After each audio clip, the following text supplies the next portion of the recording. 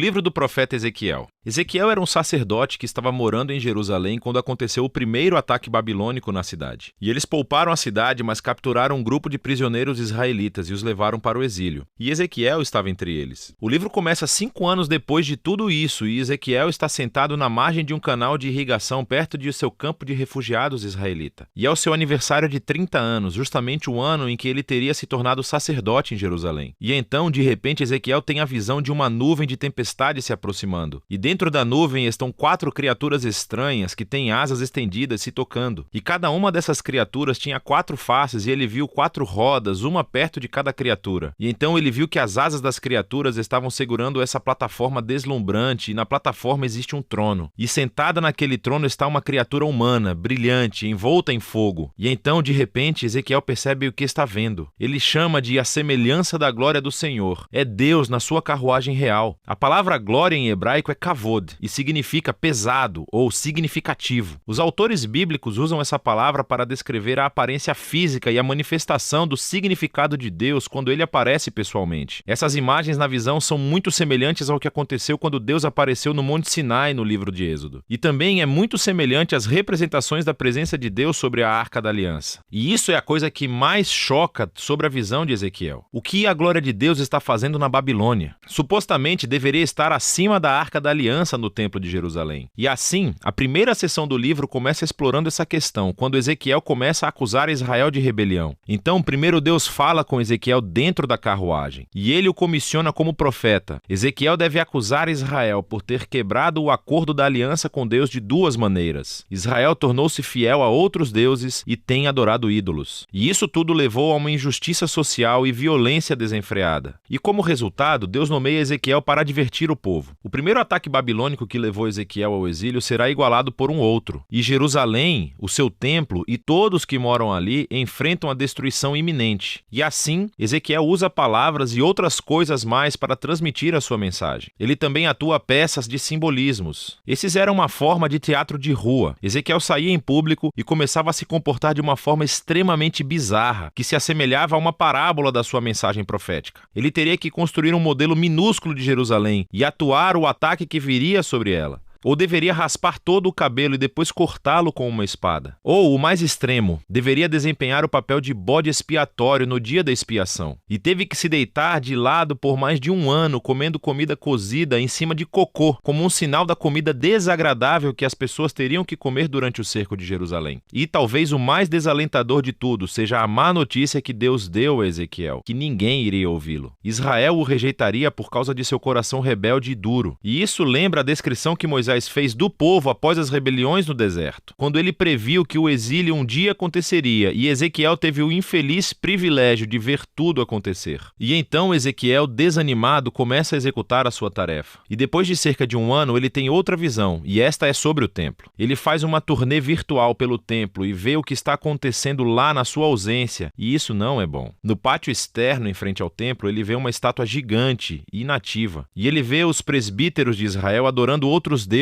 tanto fora como dentro do templo. E então ele vê as mulheres de Israel que estão adorando a um deus babilônico chamado Tamuz. E a visão termina com a gloriosa carruagem do trono de Deus se afastando para cima e para longe do templo. Está indo embora, indo para o leste, indo em direção à Babilônia. E assim, no capítulo 11, chegamos a ver por que e como a glória de Deus apareceu para Ezequiel na Babilônia. A idolatria de Israel e as suas violações da aliança se tornaram tão flagrantes e ofensivas que Deus abandonou seu templo. Eles o afastaram e ele os entregou à destruição. Mas Deus não abandonou seu povo. Ao contrário, ele vai para o exílio com eles. E assim, no final dessa visão do capítulo 11, Deus promete que ele enviará um remanescente de Israel de volta à terra. E ele vai transformá-los, removendo o coração de pedra e dando-lhes um novo coração de carne, para que eles possam amar e verdadeiramente seguir o seu Deus. Esse é um pequeno vislumbre de esperança e é submergido rapidamente sob a realidade da destruição iminente. Mas o capítulo 11 11 é uma transição fundamental e nos ajuda a entender como o restante do livro foi projetado. Assim, as próximas 3 sessões são cheias de anúncios do julgamento de Deus, primeiro sobre Israel, depois sobre as nações ao redor de Israel e depois sobre a própria Jerusalém. Mas depois disso, a esperançosa conclusão do capítulo 11 se desenvolve nas 3 últimas sessões do livro. Primeiro, a esperança para Israel, depois para as nações e depois para toda a criação. Os capítulos 12 a 24 focam no julgamento de Deus chegando a Israel, e essa é uma coleção de poemas e artigos. E aqui, Ezequiel mostra seu gosto por parábolas e alegorias. Ele descreve Israel como um bastão queimado, inútil, ou como uma esposa rebelde, ou como um perigoso leão furioso que é capturado, ou como 2 irmãs promíscuas. Estas são todas representações da rebelião sem sentido de Israel e da idolatria que resulta na sua ruína. Nessa sessão, Ezequiel também age como um advogado. Ele começa argumentando que, em primeiro lugar, a destruição de Jerusalém é merecida, resultando de séculos de violação da aliança. E mesmo que as pessoas mais justas do mundo, como Noé, Daniel ou Jó, estivessem vivas e orando para que Deus poupasse Israel, Deus não aceitaria as suas orações. É tarde demais. E assim, a bondade de Deus, na verdade, exige que ele traga justiça a essa geração de Israel. O exílio se tornou inevitável. Eles chegam ao ponto sem retorno. Depois disso, Ezequiel concentra-se primeiro nas nações imediatamente ao redor de Israel e depois nos 2 estados mais poderosos da região, o Egito e Tiro. Israel aliou-se a essas nações e adotou seus deuses e ídolos. E assim, Deus acusa os reis de Tiro e do Egito de arrogantemente se verem como deuses, definindo o que é certo e o que é errado de acordo com seus próprios termos. E Deus considera esses reis responsáveis pelo seu orgulho e anuncia que usará a Babilônia para derrubá-los. Eles enfrentarão a justiça de Deus junto com todos os outros. Seguindo essas sessões realmente intensas, há uma pequena história no capítulo 33. Ezequiel é recebido por um refugiado recém-chegado de Jerusalém, e ele lhe dá o relato de que a Babilônia atacou a cidade, que a cidade caiu e o templo foi destruído. Os avisos sombrios de Ezequiel se tornaram uma realidade. Mas lembre-se do final do capítulo 11. Isso não é o fim da história. E assim, no próximo vídeo, vamos explorar a profunda visão de esperança de Ezequiel. Mas por enquanto, essa é a primeira metade do livro de Ezequiel.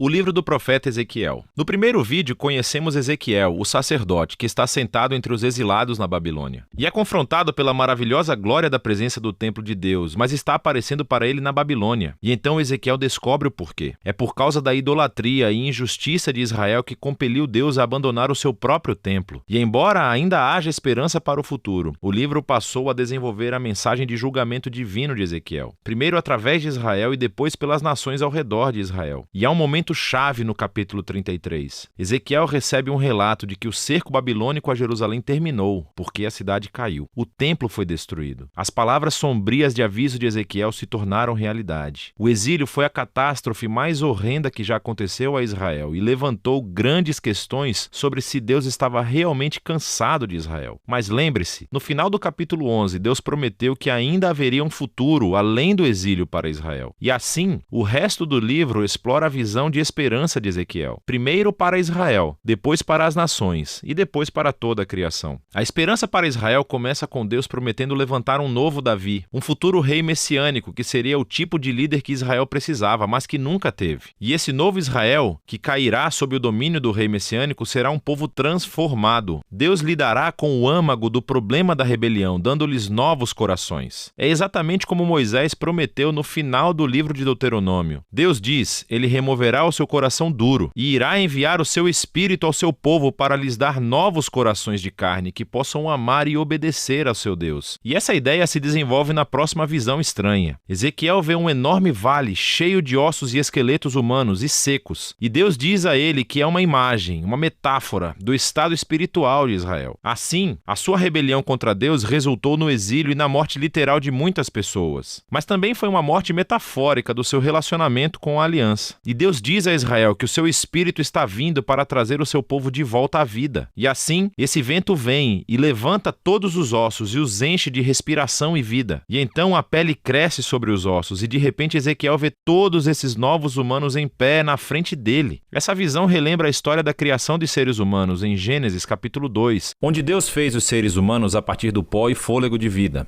E assim, Israel e toda a humanidade se rebelaram, resultando em morte. A única esperança é que Deus realize um novo ato de criação e crie novamente os humanos de tal maneira que eles possam verdadeiramente viver em um relacionamento de amor com Deus e uns com os outros. E assim, depois que Deus lida com o mal que está nos corações do seu próprio povo, algumas questões ainda permanecem sem solução. O que fazer com o mal que ainda está desenfreado entre as nações? E o que fazer com o futuro da morada de Deus no templo? E isso é o que as duas sessões finais do livro esclarecem. Primeiro vem os capítulos 38 e 39, e eles prometem a derrota final do mal entre as nações, que é personificado por um governante chamado Gog, da terra de Magog. Esse nome é derivado de uma genealogia de antigos reinos e terras do capítulo 10 de Gênesis e se refere a nações poderosas do passado distante. E assim, Ezequiel pega esse antigo nome bíblico como uma imagem de todo e qualquer reino violento. E descobrimos que Deus se alia às 7 nações que vêm dos 4 cantos do mundo, o que claramente é uma imagem representando todas as nações. E isso também nos ajuda a entender por que Ezequiel descreve Gog com imagens que ele usou anteriormente no livro para descrever o rei de Tiro e o rei do Egito, o faraó. Para Ezequiel, Gog é uma amálgama das piores e mais violentas pessoas da Bíblia. Gog é o arquétipo da rebelião humana contra Deus. A história básica nesses capítulos é que Gog resiste ao plano de Deus para restaurar o seu povo. E assim como o faraó na história do Êxodo, Gog vem para destruir o povo. Mas Deus liberta a sua justiça em Gog e há uma enxurrada de cenas que não fazem muito sentido literário se você as ler em sequência. Porque primeiro, Gog e seus exércitos são consumidos por um tremor de terra, mas então eles são consumidos por fogo em 2 momentos diferentes. E depois disso, Deus vem e ataca Gog e o seu exército nos campos onde eles ficam por meses. É claro que essas cenas estão cheias de símbolos e imagens. Ezequiel retirou toda a sua ferramenta poética aqui para descrever como Deus está determinado a finalmente derrotar o mal humano que arruinou o seu mundo.